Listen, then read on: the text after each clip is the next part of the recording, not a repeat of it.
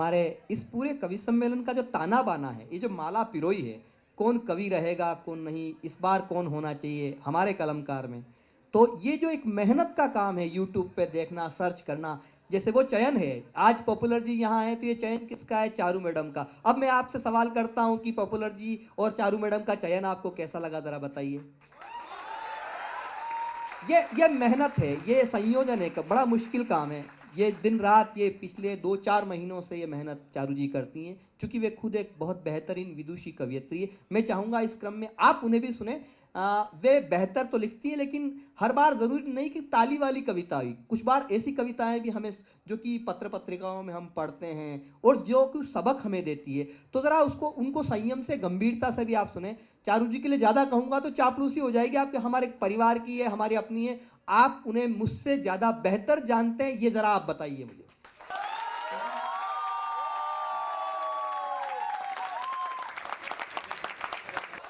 चारू जी,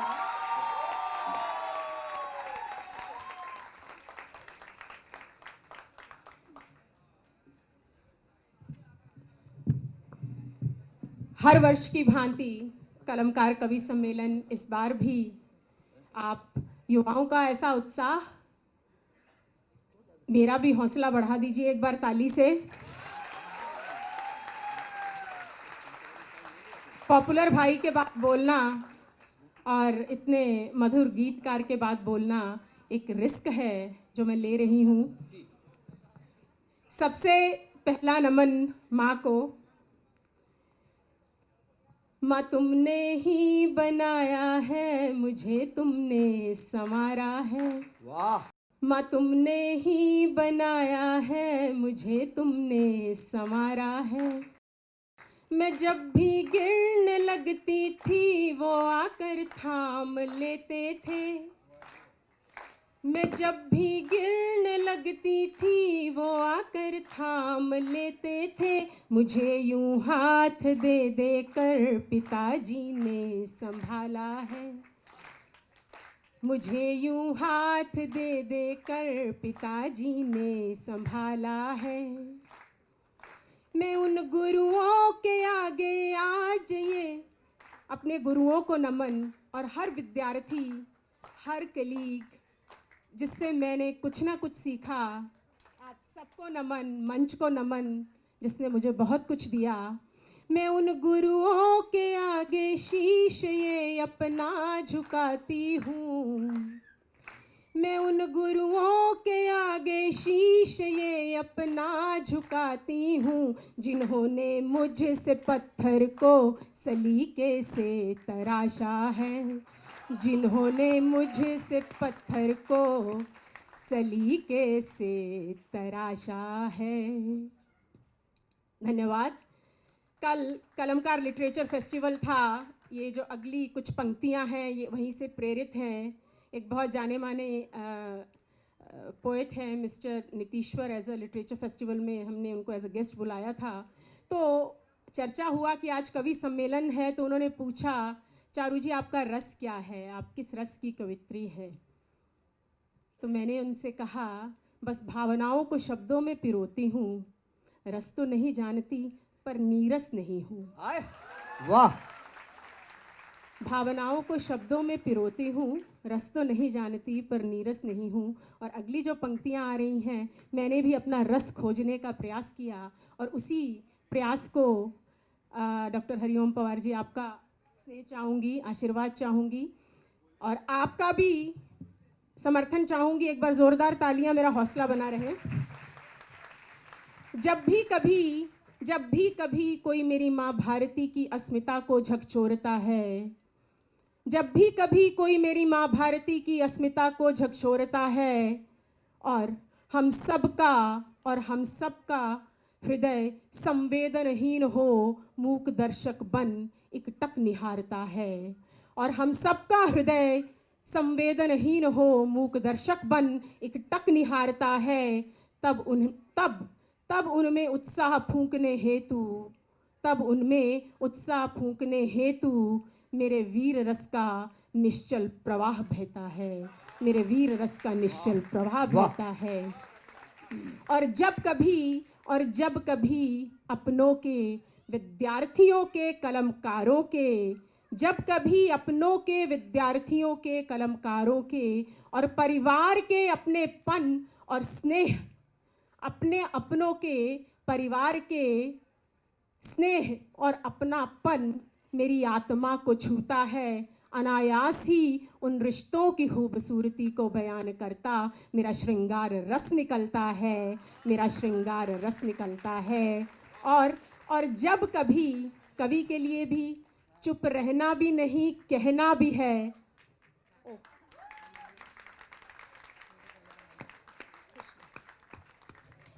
चुप रहना भी नहीं कहना भी है। कवि के सामने भी बहुत बार ऐसी परिस्थिति आती है कि कैसे कहें।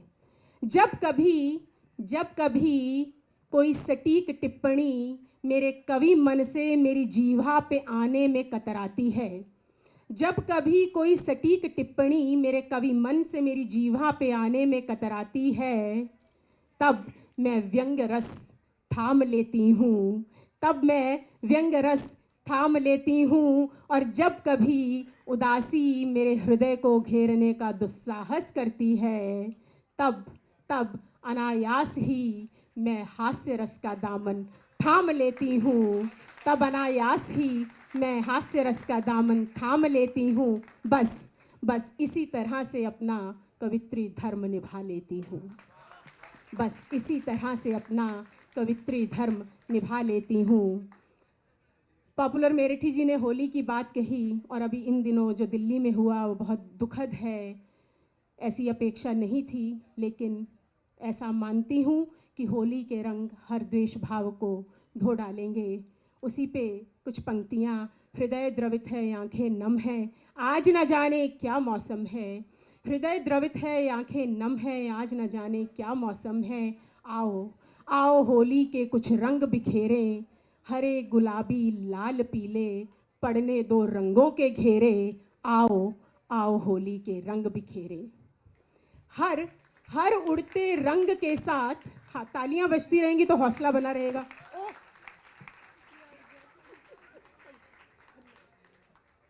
एक बार जोरदार तालियां। लाल पीले फूल आ गए हैं, ये भी होली का प्रतीक है। होली फूलों से भी मनाई जाती है, रंग से भी मनाई जाती है। पॉपुलर मेरठी जी ने कहा, गाल पे रंग लगाने से अपनापन बढ़ता है, कभी कभी गले में माला डालने से भी वो अपनापन स्वतः ही महसूस होता है। लाल पीले हरे गुलाबी पड़ने दो रंगों के घेरे, आओ आओ फिर से कुछ रंग बिखेरे। लेकिन प्रयास करती हूँ, अपनी भावनाएं आप तक पहुँचाने का प्रयास करती हूँ। पहली दो पंक्तियाँ वीरों के नाम। अश्क सहते हैं प्यार करते हैं, अश्क सहते हैं प्यार करते हैं, देश पर जान निसार करते हैं, देश पर जान निसार करते हैं। अगला शेर देखिए। कांटों की नस्ल, मंच का भी समर्थन और स्नेह चाहूँगी। पवार जी सुनिएगा।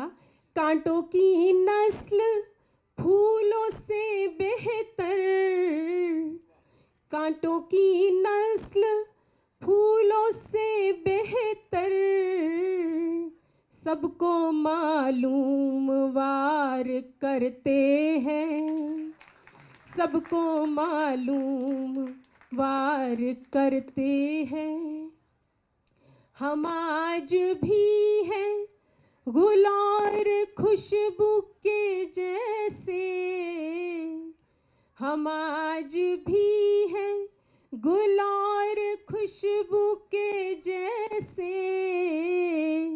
लोग अक्सर सवाल करते हैं, लोग अक्सर सवाल करते हैं।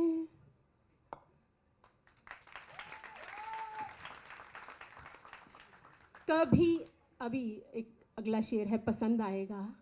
कभी अश्कों से पूछिए साहिब, कभी अश्कों से पूछिए साहिब, खुशी में छल के यही इंतज़ार करते हैं, खुशी में छल के यही इंतज़ार करते हैं। और आखिरी शेर देखेंगे, अश्क और इश्क, अश्क और इश्क, इश्क आप वाला सौज वाला इश्क मुझे पता नहीं क्या है, लेकिन इस इश्क में राष्ट्र प्रेम है, माँ का प्रेम है, पिता का स्नेह है। मैं उस इश्क की बात कर रही हूँ। अश्क और इश्क है जी एक जैसे,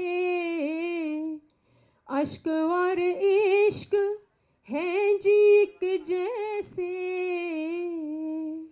दोनों हर हाल में निबाह करते हैं, दोनों हर हाल में निबाह करते हैं, अश्क सहते हैं, प्यार करते हैं। पाती तेरे नाम की आज भी मुडेर पे रखी है, उम्मीद अभी भी बाकी है हवा के रुख बदलने की। इन्हीं शब्दों के साथ अपनी आखिरी कविता से आपको जोड़ती हूँ, लेकिन उससे पहले भरपूर समर्थन चाहूँगी। ये हास्य रस की कविता है, लेकिन सुनाने का बहुत मन था और केवल कुछ मिनट का समय लेकर अपना स्थान ग्रहण करूँगी। दिल्ली की तरक्की का असर खूब ये देखा, दिल्ली की तरक्की का असर खूब ये देखा, पहले साथ साथ बैठे करते थे, आज बच्चों को फ्लाईओवर से चीटिंग करते देखा। पहले साथ साथ बैठे करते थे, आज बच्चों को फ्लाईओवर से चीटिंग करते देखा। पहली पंक्ति के छात्र को तीसरी पंक्ति के छात्र की कॉपी पर नैनों के तिरछे बाण कसते देखा। समर्थन दीजिए अगर इस बात की गवाही भरते हैं तो। मैं नाम नहीं बताऊंगी जिसने ताली बजाई, पर पहली पंक्ति के छात्र को तीसरी पंक्ति के छात्र की कॉपी पर नैनों के बाण कसते देखा। दोनों के नयन संग संग बातें कर रहे थे, दोनों के नयन संग संग बातें कर रहे थे। उनकी इस गुटरगू में वो थे इतने विलीन, ऐसा लग रहा था कि पिक्चर का चल रहा है कोई सीन। उनकी इस गुटरगू में वो थे इतने विलीन, ऐसा लग रहा था कि पिक्चर का चल रहा है कोई सीन। इन्विजिलेटर महोदय ने वार्निंग देते हुए समझाया, इन्विजिलेटर महोदय ने वार्निंग देते हुए समझाया कि अपनी अपनी कॉपी पर ध्यान दो, जो आता है चुपचाप लिख लो, ना एक दूजे को ज़्यादा ज्ञान दो। इन्विजिलेटर महोदय ने वार्निंग देते हुए समझाया, अपनी अपनी कॉपी पर ध्यान दो, जो आता है चुपचाप लिख लो, न ज़्यादा एक दूजे को ज्ञान दो। और अगली दो पंक्तियां अगर उससे कनेक्ट करें तो समर्थन दीजिएगा।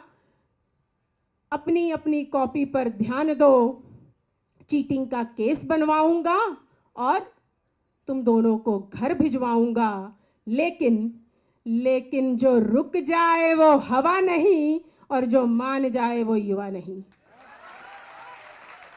जो रुक जाए वो हवा नहीं और जो मान जाए वो आजकल का युवा नहीं। फिर से थोड़ी देर में उन्होंने हरकत जारी कर दी, अब उन्होंने इन्विजिलेटर की ड्यूटी भारी कर दी। फिर से कुछ देर में उन्होंने हरकत जारी कर दी, अब उन्होंने इन्विजिलेटर की ड्यूटी भारी कर दी। अब इन्विजिलेटर महोदय का गुस्सा सातवें आसमान पर था, अब इन्विजिलेटर महोदय का गुस्सा सातवें आसमान पर था। उन्होंने दोनों को तुरंत अपने पास बुलाया और चीटिंग का केस बनाने की प्रक्रिया आरंभ कर रहा हूँ ऐसा समझाया, और चीटिंग का केस बनाने की प्रक्रिया आरंभ कर रहा हूँ ऐसा समझाया। इतना सुनते ही दोनों के पैरों के नीचे से ज़मीन खिसक गई। इतना सुनते ही दोनों के पैरों के नीचे की ज़मीन खिसक गई। उनमें से एक बोला, सर जी कुछ तो रहम करो। उनमें से एक बोला, सर जी कुछ तो रहम करो, पिछले 5 साल से बैक का पेपर दे रहा हूँ। सर जी कुछ तो रहम करो, पिछले 5 साल से बैक का पेपर दे रहा हूँ, अब लास्ट चांस है। पिछले 5 साल से 6 ही चांस मिलते हैं डॉक्टर साहब। पिछले 5 साल से बैक का पेपर दे रहा हूँ और अब लास्ट चांस है, इस चक्रव्यूह से बाहर निकलने का रास्ता खोज रहा हूँ।